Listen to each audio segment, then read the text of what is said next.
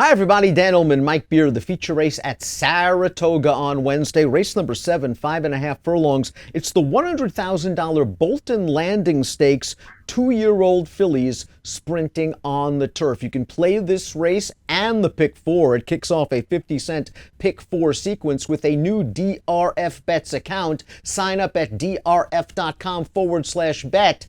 and get a $100 deposit match. Let's meet the field for the Bolton Landing. You can access free formulator past performances for this race on the Race of the Day event page at drf.com. Download them, handicap along with us. We'll take the field in post-position order, beginning with the number 1 Vast. And I think this is a very interesting placement by trainer Bill Mott, Mike. This filly showed some heart in her debut, winning at Saratoga on July the 12th. You rarely see Mott train first-time starters win sprinting on dirt. This filly, a half to the very fast sour, was able to do so. Interesting that they're putting her on the turf, because really in the immediate family, there is not a lot of turf ability. If you believe Lee will be a good turf stallion and he was a good turf horse, then maybe Vast has a shot. Yeah, I agree with you. I think the most interesting thing about her is that this is the spot that they're running her for her second start. I guess the jury's still out on Lee. I think he could be a good sire, and I think he could be a good turf sire. But I didn't see enough turf on the bottom of this pedigree to make me want to bet this horse.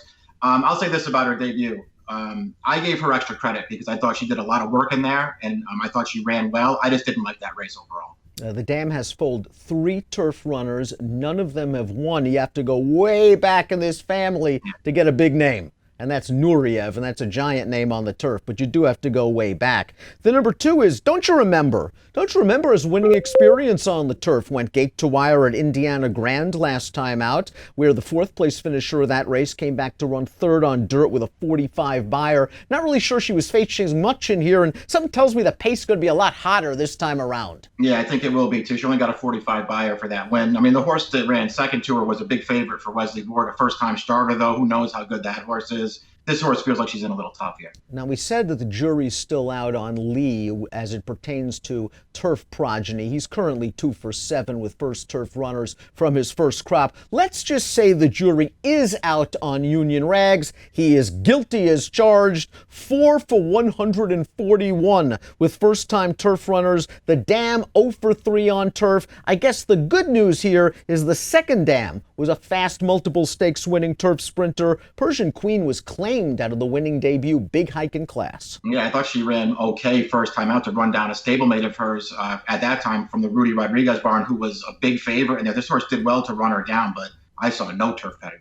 I liked what Abscond did in her debut at Ellis Park. She's turf bred, being a daughter of Blame. She came from off the pace to win. It was a solid pace up front. You just check out those fractions, 44.02 for the half. Abscond was rallying late. She seems like a professional sort. And if she gets pace, I could see her running again. But for me, I prefer her on the bottom of exotic wagers. Yeah, we'll see what happens. I thought she ran well first time out. She didn't get totally outrun by that pace, even though it was pretty quick. And I like the way that she finished from the top of the stretch. The horse that she held off came back to win yesterday at Ellis Park. So I think there are things to like about this horse. The big name in this race, the big favorite in this race. A lot of folks are going to be singling to kick off the pick 4. It's the number 5 Kamari. So impressive in her debut on dirt at Keeneland. She won by 15 lengths going 4.5 furlongs. It's basically unheard of. She then, like many good Wesley Ward trained 2-year-olds, shipped over to Royal Ascot in a 25-horse field. She missed by a dirty head. That race has produced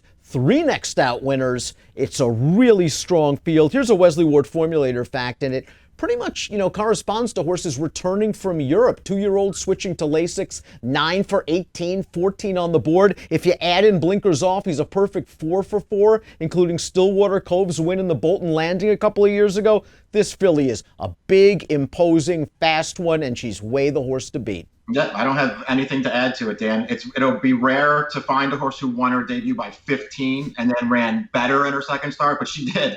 She ran a great race in the Queen Mary.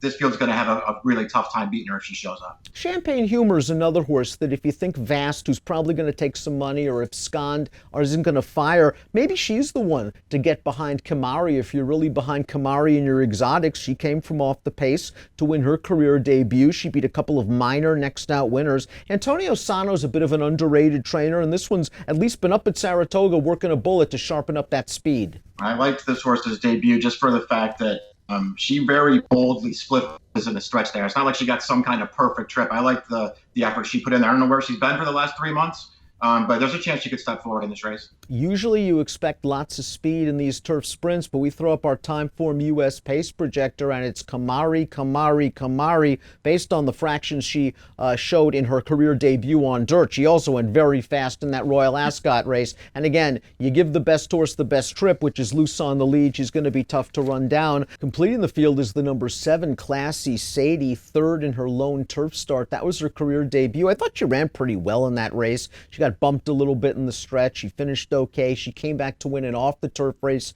at Belmont. To me, I think the plan here for Tyler Gaffalione is to take her back, make one run, try to get that valuable black type, because if she tries to run with Kamari, I think she's going to get cooked. I agree. I think there's a chance she could get a piece of this, though, because I liked her debut on turf. I thought she ran just fine in that race, Dan. She's got pedigree for turf, so I think the right move is to come back to grass and see what she can do. Let's throw up our top selections for the Bolton Landing Stakes. Listen, I don't want to have too much money in against Kamari, and I want to use a heaping helping of the favorite in the 50-cent pick 4. I'm just fascinated by this placement for Bill Mott and Vast. Maybe just trying to get that stakes placing for Lee early. Remember, he's standing at Claiborne. It would be nice to get him hot, but I'm curious to see what we get from Lee in here. I went 1-5. How did you see it? I mean, I'm not going to bet against this favorite. I just felt like she was going to be too tough. I think it feels like I like Abscond a lot more than you do. You sound like you don't like her that much. I thought her debut was good. I went 5-4.